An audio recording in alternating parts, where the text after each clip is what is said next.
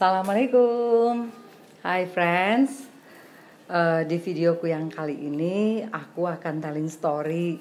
Aku mau cerita tentang perjalanan karirku dari pertama kali banget aku bekerja di hotel sampai dengan posisi saat ini.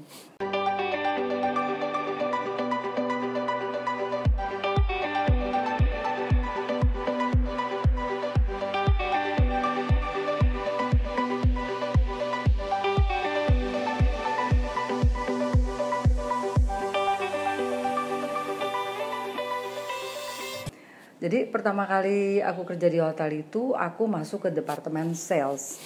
Jadi zaman waktu itu bukan sales eksekutif namanya, tapi sales representatif. Jadi aku masuk ke sana, aku benar-benar nol hotel, nggak tahu apa-apa tentang hotel. Diterima di departemen sales, kemudian aku di training dulu masuk ke front office.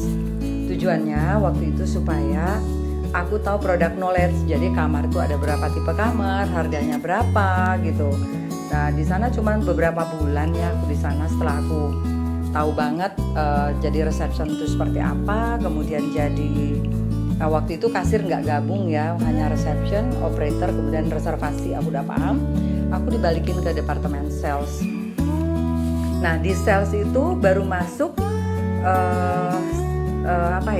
belajar mengenai sales. Nah jadi pada saat itu sales manajerku kasih aku filing yang banyak, incoming letter, outgoing letter, memo event, kemudian miscellaneous dan lain-lain. Suruh baca semuanya supaya aku paham bekerja di sales itu seperti apa. Friends, kemudian aku tuh diajarin sales call ke corporate, ke government, gimana caranya ngedeal, gimana sampai dengan goal, sampai dengan berhasil gitu loh. Greeting kepada tamu, semua aku diajarin dari basic banget, dari terima telepon, kemudian gimana cara greeting sama orang. Kemudian setelah itu, kemudian aku udah 2 tahun di sales itu, aku pindah ke Bandar Lampung. Waktu itu di hotel, ada hotel yang pre-opening. Aku diajakin sama salah satu head departemenku waktu itu. Karena aku kan ketika itu masih belum pengalaman untuk jadi manajer tuh belum gitu ya. Jadi aku diajak pindah ke sana karena udah 2 tahun di sales. Kemudian aku pindah ke sana, hotelnya tuh baru pre-opening. Aku ditawarin untuk menjadi sales manager di sana. Nah jadi itu pertama kali loh guys aku jadi sales manager hotel. Jadi di situ banyak banget yang aku pelajari mengenai strategi manajemen, mengenai segmented, kemudian mengenai pembagian segmen, corporate, government, travel agent, kemudian kayak ada university gitu. Jadi pembagian-pembagian seperti itu.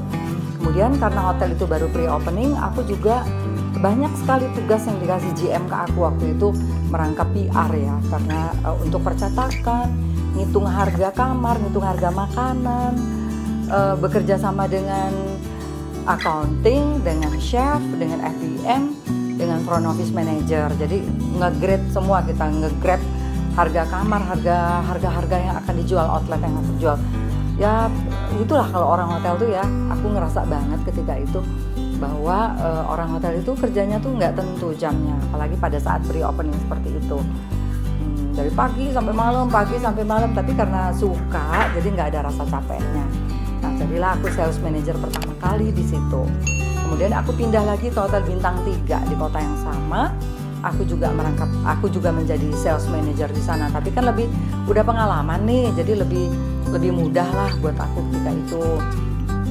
Jadi memang kalau kita menjadi pimpinan di salah satu departemen itu, yang paling penting adalah memanage people di sana, memanage tim supaya satu misi dan satu visi. Nah setelah itu hampir sama lah pasti ya kerjaannya sales manager itu ya, hanya beda-beda knowledge di tiap-tiap hotel itu, beda-beda produk gitu loh. Nah tapi basically dia sama semuanya cara kerjanya. Nah kemudian aku dari situ pindah ke Banjarmasin. Pokoknya keren banget lah. Waktu itu kan kita berpikirnya gini ya, aku waktu itu ya, udahlah ada yang nawarin jadi manajer di satu hotel, gajinya lebih gede. Ya udah aku nggak pikir panjang, pindah aku.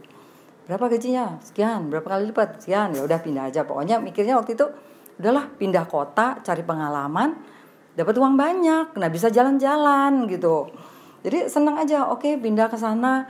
Yang pertama pikiranku tuh bisa jalan-jalan. Yang kedua dapat pengalaman baru karena hotelnya bintang 4 waktu itu, sekitar 200 kamar. Terus outletnya lebih banyak. Jadi aku diundang dulu ke sana. Diundang ngelihat hotelnya dulu. Hotelnya gede, gede banget. Hotelnya besar. Kemudian outletnya banyak. Jadi otomatis kan PR-ku lebih banyak nih, nggak apa-apa, lebih banyak tantangan, punya teman baru, punya customer baru, gajinya juga lebih gede kan, itu yang daya tarik utamanya gitu. Soal tantangan kerja ketika itu aku nggak pikirin, udah pokoknya pindah kota, jalan-jalan, dapat gaji gede, pengalaman baru, udah itu aja. Terus di sana setelah berapa bulan aku di sana, hotelnya udah running, jadi aku tinggal menjalankan aja. Tinggal sales call lagi, sales trip. Kemudian ada istilahnya kalau di hotel itu ikut tabletop gitu ya ke beberapa provinsi, ngikutin rakernas waktu itu di Makassar, di Surabaya, di mana-mana. Jadi happy banget lah kalau kerja di hotel itu di sales, karena banyak jalan-jalannya guys, dan kita nggak bayar.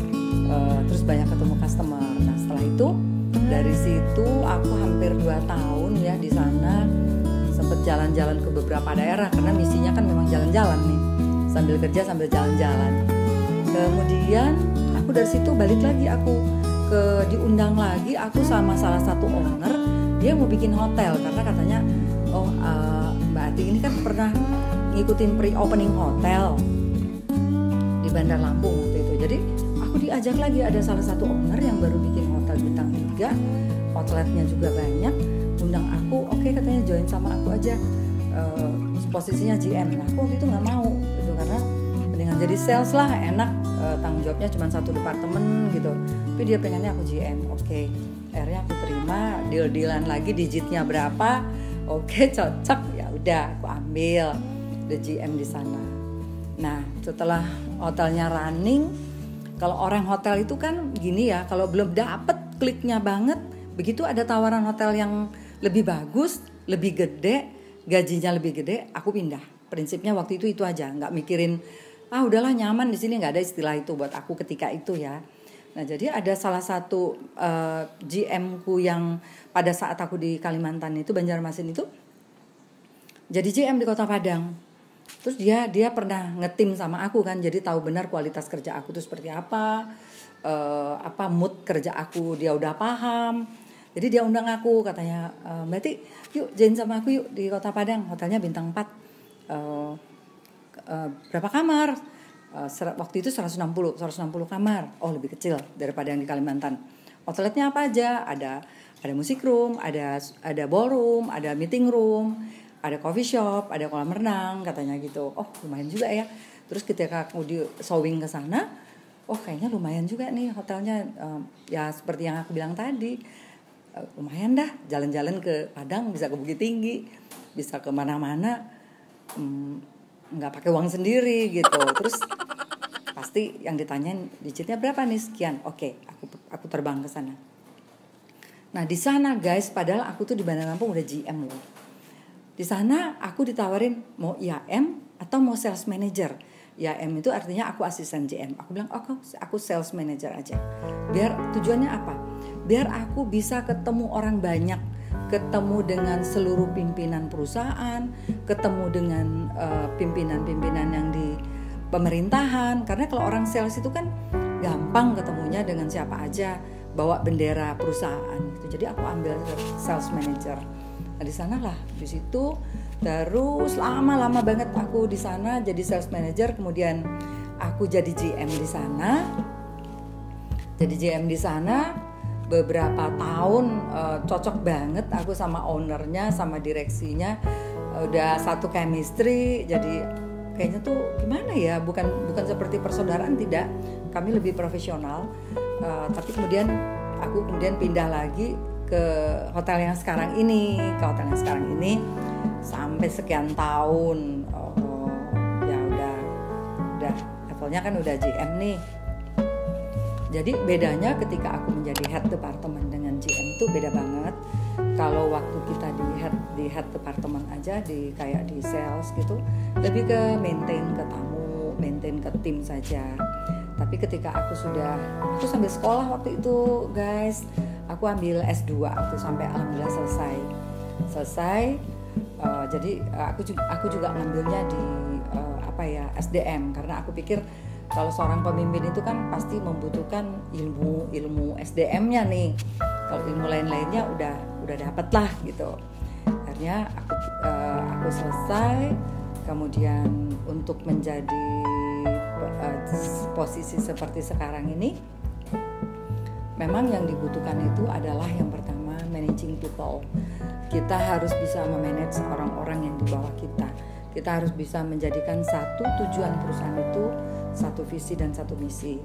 Jadi supaya kerjanya tuh bareng, enak gitu. Oke, yang kedua adalah memanage activity dan managing activity dan proses. Jadi aktivitas di hotel itu kita manage betul semuanya, dari programnya apa, kemudian evaluasinya seperti apa, prosesnya seperti apa, harus tahu betul. Tapi di sini aku nggak akan secara detail ya menyampaikan dari poin 1 dan poin 2 tadi. Nanti mungkin di video berikutnya. Aku hanya telling story aja, cerita aku nih. Kemudian yang ketiga adalah memanage diri kita sendiri dan membangun diri kita sendiri. Jadi managing and development, memanage diri kita sendiri, memanage kemajuan diri kita sendiri. Jadi ketika aku di GM ini, aku sering banget mengikuti training pengembangan leadership, training pengembangan SDM, training marketing, training sales, training hotel quality. Karena yang di manage itu adalah tim besar. Jadi aku sendiri harus learning, aku sendiri harus belajar terus. Nggak bisa cukup dengan ilmuku, pengalamanku yang lama-lama.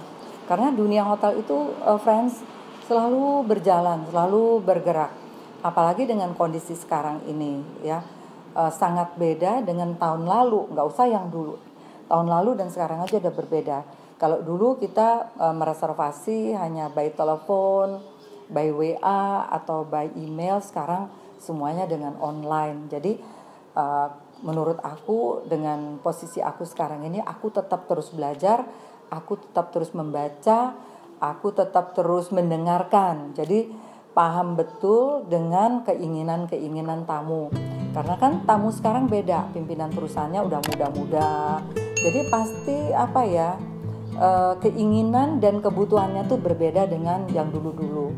Jadi friends, menurut aku, kalaupun kita sudah sampai posisi seperti GM atau pimpinan, jangan pernah berhenti belajar. Terus belajar, terus mendengar. Apalagi sekarang gampang banget, tinggal buka YouTube, tinggal buka Google, semuanya kita dapat ilmu di sana. Rajin-rajin mengikuti training supaya kita tetap update dengan ilmu pengetahuan yang sedang berkembang sekarang. Demikian guys. Oke friends, itu cerita sedikit tentang aku, perjalanan karirku. Aku mungkin gak bisa cerita secara detail ya, pokoknya itulah perjalanan karirku. Pada intinya aku happy banget bekerja di hotel, dari zero sampai dengan sekarang aku selalu bersemangat gitu, karena mungkin feel aku dapat bekerja di hotel, karena di hotel itu kan kita ketemu orang banyak, melayani orang, sehingga jangan sampai orang itu ada keluhan gitu. Jadi pengennya selalu tamu tuh satisfied gitu friends. Terima kasih udah nonton video aku, pengalamanku yang ini. Tapi jangan lupa subscribe, notification, dan like. Nanti bisa ngikutin lanjutan dari yang 1, 2, 3 tadi mengenai kepemimpinan. Aku akan sampaikan mungkin di minggu depan, leadership. Ya, kita berbagi. Buat teman-teman yang udah nonton video aku, terima kasih banyak ya. Assalamualaikum. Bye.